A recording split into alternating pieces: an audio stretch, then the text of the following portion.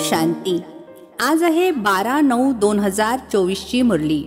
महावाक्य आहे, गोड मुलांनो, ब्राह्मण आहे शिखा आणि शूद्र आहेत पाय. जेव्हा शूद्रापासून ब्राह्मण बनाल तेव्हा देवता बनू शकाल.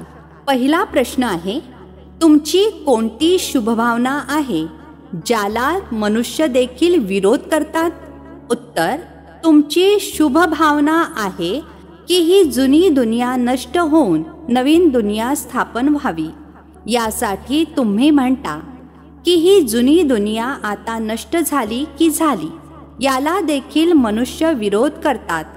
दुसरा प्रश्न आहे, या इंद्रप्रस्थचा मुख्य नियम कोणता आहे?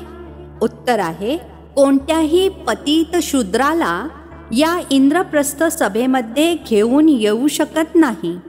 जर कोणी घेऊन येत असेल तर त्यांच्यावर देखील पाप चढते. ओम शांती. रुहानी मुलांप्रती रुहानी बाबा बसून समजावून सांगत आहेत. रुहानी मुले जाणतात, आपण आपल्यासाठी आपले दैवी राज्य पुन्हा स्थापन करत आहोत. कारण तुम्ही ब्रह्मा कुमार कुमारी आहात हे तुम्हीच जाणता. परंतु तुम्हाला देखील हे माया विसरायला लावते. तुम्ही देवता बनू इच्छिता, परंतु माया तुम्हाला ब्राह्मणापासून शूद्र बनवते. शिवबाबांची आठवण न केल्याने ब्राह्मण शूद्र बनतात. मुलांना हे माहीत आहे की आपण आपले राज्य स्थापन करत आहोत. जेव्हा राज्य स्थापन होईल तेव्हा मग ही जुनी सृष्टी राहणार नाही. सर्वांना या विश्वामधून शांतीधाममध्ये पाठवून देतात. ही आहे तुमची भावना. परंतु तुम्ही जे म्हणता की ही दुनिया नष्ट होणार आहे, तर जरूर लोक विरोध करतील ना. म्हणतील की ब्रह्मा कुमारी मग असे काय म्हणतात, विनाश विनाश हेच म्हणत राहतात. तुम्ही जाणता, या विनाशामध्येच खास भारत आणि आम दुनियेचे कल्याण आहे. ही गोष्ट दुनियावाले जाणत नाहीत. विनाश झाला तर सर्वजण मुक्तिधाममध्ये निघून जातील. आता तुम्ही ईश्वरीय संप्रदायाचे बनले आहात. आधी आसुरी संप्रदायाचे होता. तुम्हाला ईश्वर स्वतःच म्हणतात.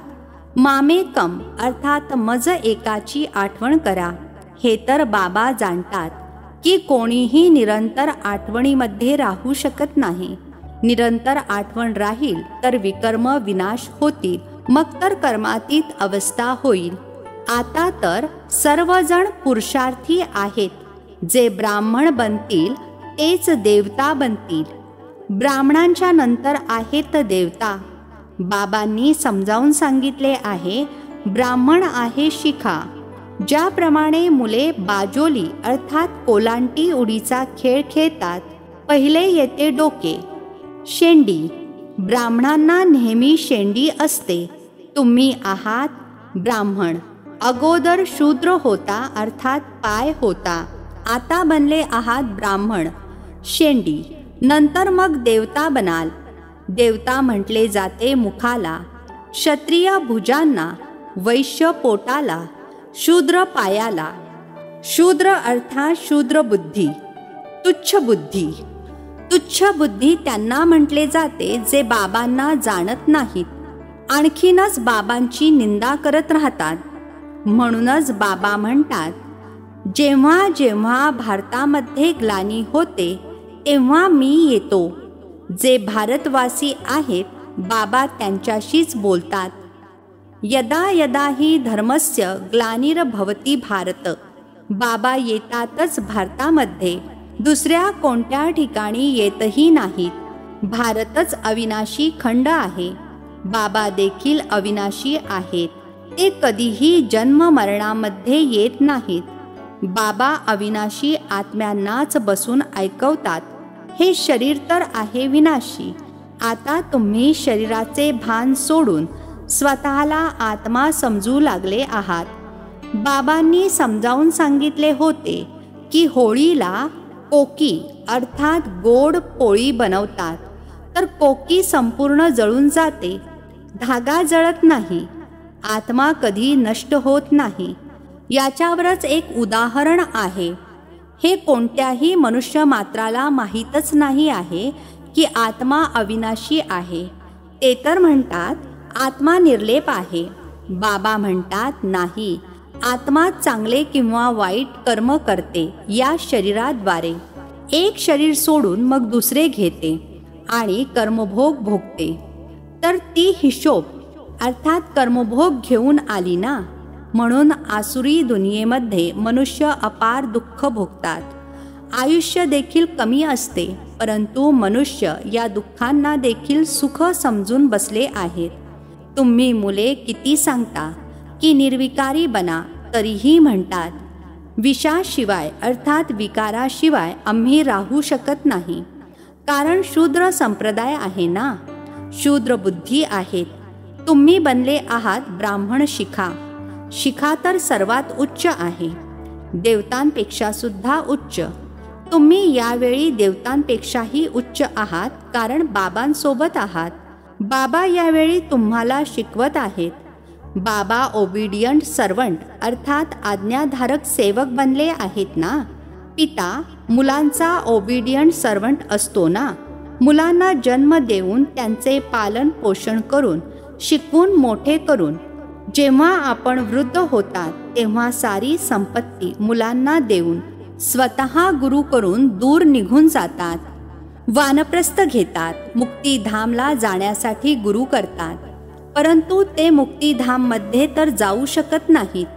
तर आई वडील मुलांचे पालन पोषण करतात. समजा आई आजारी पडली आणि मुलाने शी केली तर वडिलांना उचलावी लागेल ना. तर आई वडील मुलांचे सर्वंट झाले ना. सारी संपत्ती मुलांना देतात. बेहदचे बाबा देखील म्हणतात मी जेव्हा येतो तर मी काही छोट्या मुलांकडे येत नाही. तुम्ही तर मोठे आहात ना. तुम्हाला बसून शिकवतात.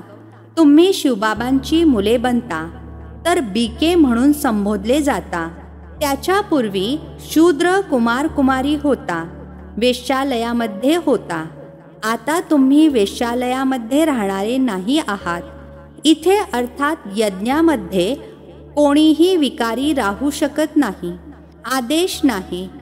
तुम्ही आहात बीके. हे स्थान आहेच ब्रह्मा कुमार कुमारींना राहण्यासाठी. काही जण तर अगदीच अडाणी मुले आहेत, जे हेच समजत नाहीत की शूद्र म्हटले जाते पतित विकारामध्ये जाणाऱ्याला. त्यांना इथे राहण्याचा आदेश नाही, येऊ शकत नाहीत. इंद्रसभेची गोष्ट आहे ना. इंद्रसभा तर ही आहे जिथे ज्ञानाची वर्षा होते. कोणी बीकेने अपवित्र असणाऱ्याला लपवून सभेमध्ये आणून बसवले तर दोघांनाही शाप मिळाला की पाषाण बना. खरे खरे इंद्रप्रस्थ हे आहे ना. हा काही शूद्र कुमार कुमारींचा सत्संग नाहीये. पवित्र असतात देवता आणि पतित असतात शूद्र. पतितांना बाबा येऊन पावन देवता बनवितात. आता तुम्ही पतितापासून पावन बनत आहात. तर ही झाली इंद्रसभा. जर कोणी न विचारता एखाद्या विकारीला घेऊन आले तर खूप सजा मिळते. पत्थरबुद्धी बनतात. इथे पारसबुद्धी बनत आहात ना. तर त्यांना जे घेऊन येतात त्यांना देखील शाप मिळतो. तू विकारी असणाऱ्यांना लपवून का घेऊन आलीस? इंद्र अर्थात बाबांना विचारले देखील नाहीस तर किती सजा मिळते. या आहेत गुप्त गोष्टी. आता तुम्ही देवता बनत आहात. खूप कडक नियम आहेत. अवस्थाच बिघडते. एकदम पत्थरबुद्धी बनतात. आहेत देखील पत्थरबुद्धी. पारसबुद्धी बनण्याचा पुरुषार्थच करत नाहीत. या गुप्त गोष्टी आहेत ज्या तुम्ही मुलेच समजू शकता. इथे बीके राहतात. त्यांना बाबा देवता अर्थात पत्थरबुद्धीपासून पारसबुद्धी बनवत आहेत. बाबा गोड गोड मुलांना समजावून सांगत आहेत, कोणीही कायदे भंग करू नका, नाही तर त्यांना 5 भूते पकडतील. काम, क्रोध, लोभ, मोह, अहंकार हे अर्ध्या कल्पापासूनची 5 मोठी मोठी भूते आहेत. तुम्ही इथे भूतांना पळवून लावण्यासाठी येता. आत्मा जी शुद्ध पवित्र होती ती अपवित्र, अशुद्ध, दुःखी, रोगी बनली आहे. या दुनियेमध्ये अथाह दुःख आहे.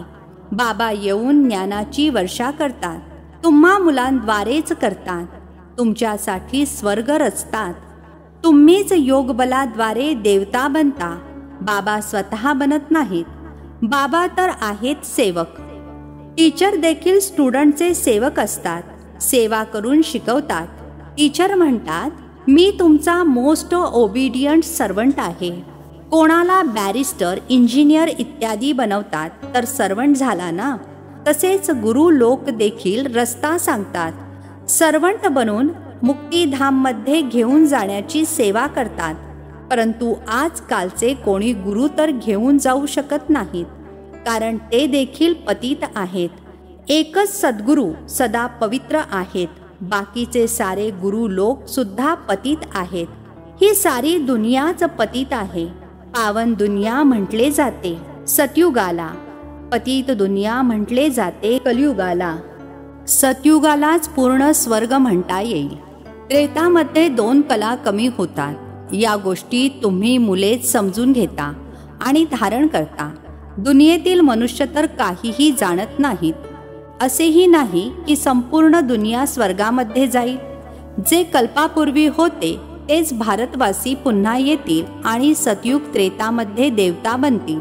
तेच मग द्वापर पासून स्वतःला हिंदू म्हणू लागतील. असे तर हिंदू धर्मामध्ये आतापर्यंत जे काही आत्मेवरून उतरतात ते देखील स्वतःला हिंदू म्हणतात. परंतु ते काही देवता बनणार नाहीत आणि स्वर्गामध्ये सुद्धा येणार नाहीत. ते तरीही पुन्हा द्वापारनंतर आपल्या वेळेवर उतरतील आणि स्वतःला हिंदू म्हणून लागतील. देवता तर तुम्हीच बनता, ज्यांचा आधीपासून अंतापर्यंत पार्ट आहे. या ड्रामामध्ये मोठी युक्ती आहे. बऱ्याच जणांच्या डोक्यातच शिरत नाही, त्यामुळे मग उच्चपद सुद्धा प्राप्त करू शकत नाहीत. ही आहे सत्यनारायणाची कथा. ते तर खोटी कथा ऐकवतात. त्याने कोणी लक्ष्मीनारायण थोडेच बनतात. इथे तर तुम्ही प्रॅक्टिकलमध्ये बनता. कलियुगामध्ये आहे सर्व खोटे. छोटी माया, रावणाचे राज्य आहेच खोटे. सत्यखंड बाबाच बनवतात. हे देखील तुम्ही ब्राह्मण मुलेच जाणता.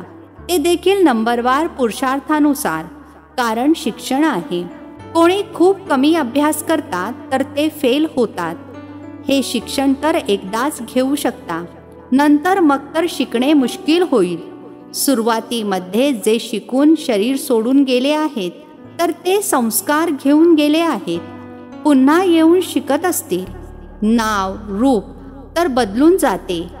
आत्म्याला संपूर्ण 84चा पार्ट मिळालेला आहे, जी विविध नाव रूप देश काळामध्ये पार्ट बजावते. इतकी छोटीशी आत्मा आहे, तिला किती मोठे शरीर मिळते. आत्मा तर सर्वांमध्ये असते ना. इतकी छोटी आत्मा इतक्या छोट्या मच्छरामध्ये देखील आहे. या सर्व अतिसूक्ष्म समजून घेण्याच्या गोष्टी आहेत. जी मुले हे चांगल्या प्रकारे समजतात तेच माळेचे मणी बनतात. बाकीचे तर जाऊन पैशाचे पद प्राप्त करतात. आता तुमचा हा फुलांचा बगीचा बनत आहे. अगोदर तुम्ही काटे होता. बाबा म्हणतात, काम विकाराचा काटा अतिशय वाईट आहे. हा आदी मध्य अंत दुःख देतो. दुःखाचे मूळ कारणच आहे काम विकार.